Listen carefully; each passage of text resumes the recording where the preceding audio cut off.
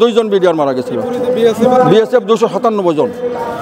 বড়াইবাড়ি যুদ্ধ হওয়ার পরে যখন পদুয়া ক্যাম্প থেকে আমাদের উইথড্র করতে বলে, এই বর্তমান যে আমাদের স্বাধীন কমিশন গঠন করছে যে প্রধান ফজলু সাহেব, উনিও তখন আমাদের মহাপরিচালক ছিলেন। ওনাকে নির্দেশ দেয় যে 24 ঘন্টার ভিতরে আমাদের দেশব্যাক করতে হবে। আক্রমণ করা সহজ, কিন্তু পশ্চাৎ অপসারণ করা খুব কঠিন।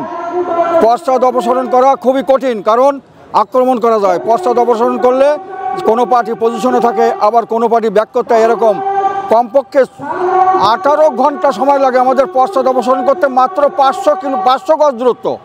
বাংলাদেশের অপার পারে হচ্ছে আমাদের প্রতাপপুর ক্যাম্প, আর প্রতাপপুরের ক্যাম্পের নদীর ওপারে হচ্ছে পদুয়া ক্যাম্প। আমি সেখানে চাকরি করছি। আমার বুক পর্যন্ত পানিতে নামাইয়ে হাবিলদার আফসার সহ আমাকে নদী দিয়ে হাঁটাই পার করে দিয়েছে বিএসএফ, যে না দেশ ব্যাক। এরপরেই ওখানে আক্রমণ শুরু হয়। এর প্রতিশোধ হিসাবে মহাপরিচালক আমাদেরকে যে আক্রমণ করছি, ওনাকে 24 ঘন্টার নোটিশে ডিজি মহাপরিচালক এখান থেকে বদলি করে নিয়ে যায় সেনাবাহিনীতে। 24 ঘন্টার নোটিশে ওনাকে এখান থেকে ডেসব্যাক করে যে তুমি সেনাবাহিনীতে প্রত্যাবর্তন করো। একজন মহাপরিচালক 24 ঘন্টার নোটিশে বদলি হতে পারে না, এটা তার জন্য একটা পানিশমেন্ট। তারপরে তাকে ওখান থেকে বাধ্যতামূলক অবসর দেয়। আমার জানা মতে, সঠিক কিনা জানি না, তবে শুনেছি যেটা এইভাবে এটার পানিশমেন্ট দেয় তার সেই সময় অফিসারদেরকে। আমি ওখানে অংশগ্রহণ করি, আমি পাদুয়ায় ছিলাম, পাদুয়া ব্যাটালিয়নে আমি ছিলাম। এর বুঝবেন না, আন্তর্জাতিক সীমারেখা আমি বলেছি যে প্রবাহমান স্রোত কোনোদিন আন্তর্জাতিক সীমারেখা হয় না, কারণ নদীর ধর্ম হচ্ছে এক কুল ভাঙে এক কুল গড়ে। তো যদি আন্তর্জাতিক সীমারেখাই হয় তাহলে আমার পাড় ভেঙে যাবে, ভারত গড়বে আর ওটা ভারত নিয়ে নেবে, তাই কি হয়? তারপরেও হিন্দুস্তান পাকিস্তান ভাগ হওয়ার সময় নদীর অপার পারে পাহাড়ের পাদদেশ দিয়ে বাংলাদেশ এবং পাকিস্তান পিলার করা আছে। সেই পিলার তারা মানে না। ইন্দিরা এবং মুজিব চুক্তি হচ্ছে আসল চুক্তি তারা বলে। হিন্দুস্তান পাকিস্তান যখন ভাগ হয়েছিল তখনকার যে পিলারগুলো করা, এটা পাদুয়া ওরা মানে না, ভারত মানে না। যখন কোনো গণ্ডগোল বাঁধে তখন ইন্দিরা মুজিব চুক্তির কাগজপত্র আমাকে ফ্ল্যাগ মিটিংয়ে খাড়া করে দেয় যে এই দেখেন আপনাদের সরকার চুক্তি করে ঠিক আছে, ওটা পিলার বাতিল, এই নদীর সীমারেখায় হচ্ছে সীমারেখা। তাই কি বাংলাদেশের জনগণ মেনে নেবে? আমরা চাকরি করি সীমান্ত রক্ষা হিসাবে। প্রতিটা জনগণের জান মাল এবং সীমানার 1 ইঞ্চি মাটি আমরা ছাড়তে রাজি না। সেই সুবাদে এই পদুয়া ক্যাম্প ওখানে আক্রমণ করে নেওয়া হয়, যার কারণে আওয়ামী লীগ সরকার, হাসিনা সরকার আমাদের মহাপরিচালককে 24 ঘন্টার ভিতরে আমাদেরকে ডেসব্যাক করে এবং তাকে চাকরি থেকে বহিষ্কার করে। বহিষ্কার না, মানে বাধ্যতামূলক অবসর করে। আমি চাকরি করছি, বড়াইবাড়িতেও আমি চাকরি করছি, 2-3 বার ওখানে চাকরি করছি। ওখানের আমাদের ভৌগোলিক ম্যাপটা একটু মানে ক্যাম্পের গায়ে দিয়ে এরকম গেছে। এখন ওরা এই পদুয়া ক্যাম্পে তো ওরা মাইর খেয়েছে, তার প্রতিশোধমূলক অনেক।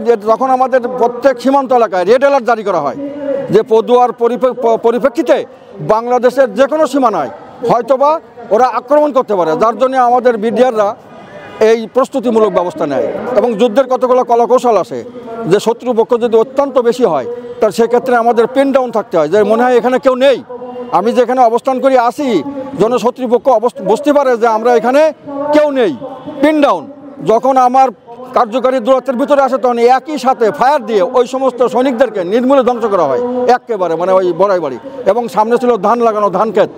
আমি ওখানে চাকরি করছি বিধায় আমি বলতে, আমি যুদ্ধে ছিলাম না, কিন্তু ওখানে আমি 2-3 বার করে চাকরি করছি। যুদ্ধের কলাকৌশলই ছিল অত্যন্ত, যার জন্যে সমস্ত 8 জন কি 9 জন লোক পুরা 200-250 সৈনিককে একেবারে করে দেয়। আমার জানা মতো 297 জন শিকার কর্মী, আর 3 জন জীবিত ধরা হয়েছিল।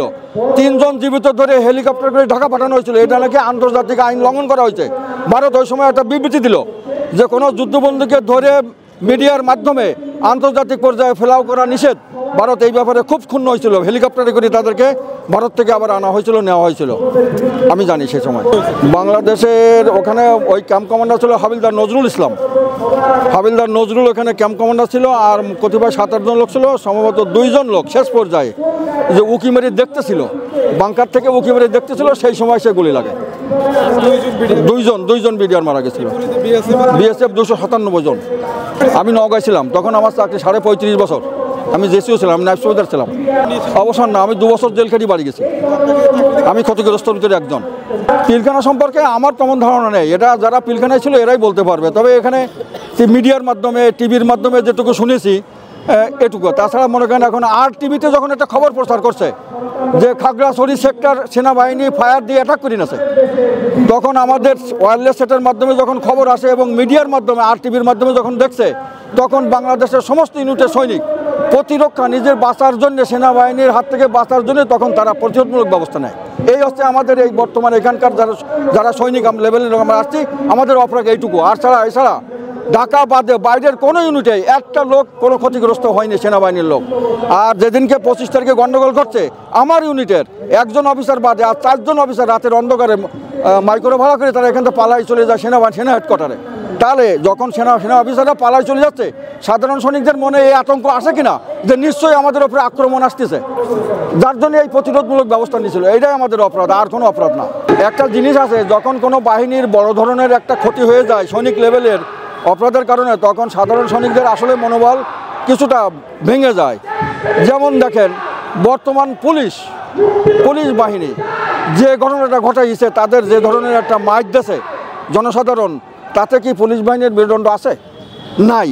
ঠিক ফলশ্রুতি ওরকম 20,000 বিডিআর যখন একই সাথে চাকরিচ্যুত হয়েছে, তো অন্যান্য বিডিআররা মনে করবে যে আমাদের পানের চুন খসতে যেরকম সময় লাগে না, আমাদেরও হয়তো ওরকম চাকরিচ্যুত হতে পারি, আমাদের কোনো হতে পারি।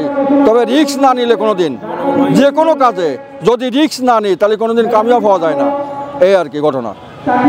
মানে মূল কথা হচ্ছে কি, যে এতগুলো বিডিআর একসাথে ক্ষতিগ্রস্ত হওয়াতে আর যারা আছে এদের, আমার ধারণা যে তাদেরও মনোবল কিছুটা দুর্বল আছে।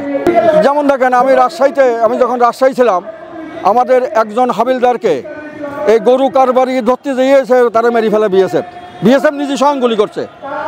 তার প্রতিশোধমূলক অবস্থায় আমাদের স্নাইপার রাইফেল নাই, ঢাকা থেকে স্নাইপার রাইফেল এনে 2 জন বিএসএফকে গুলি করে মারা হয়েছে প্রকাশ্যে একবারে। শীতের সময় রোদ পোয়া ছিল, নদীর এপার থেকে ওপার দেওয়া হয়েছে গুলি করে। এই পদুয়া ক্যাম্পে 2 জন বিএসএফকে আগে গুলি করে মারা হয়েছে। তারা ওই পোস্ট করা আছে 500-600 গজ পর পর অবজারভেশন পোস্ট করা আছে ভারতের, আমাদেরও করা আছে। তো ওই পোস্টের বাইরে ছিল, বাস ওইখানে শ্যুট করে দেওয়া হয়েছে কোনো কারণ ছাড়া। আমাদের 2 জন মারছে, তো 2 জন মারবো না, এরকম একটা মনোবল লাগবে এবং সেরকম সৎ সাহসী অফিসার লাগবে। সৈনিকদের মনোবল কি? সৈনিকদের মনোবল হচ্ছে অফিসার, ভালো অফিসার লাগবে, সাহসী অফিসার লাগবে। জেনারেল এই যে বর্তমান যে আমাদের এই যে কমিশনের যে প্রধান, উনি অত্যন্ত ছিল, জেনারেল আজিজ সাহেব ছিল, খুব ভালো, ওনাদের সাহস খুব ছিল। এরকম অফিসার লাগবে এবং মনোবল লাগবে, প্রশিক্ষণ লাগবে, সৎ সাহস লাগবে।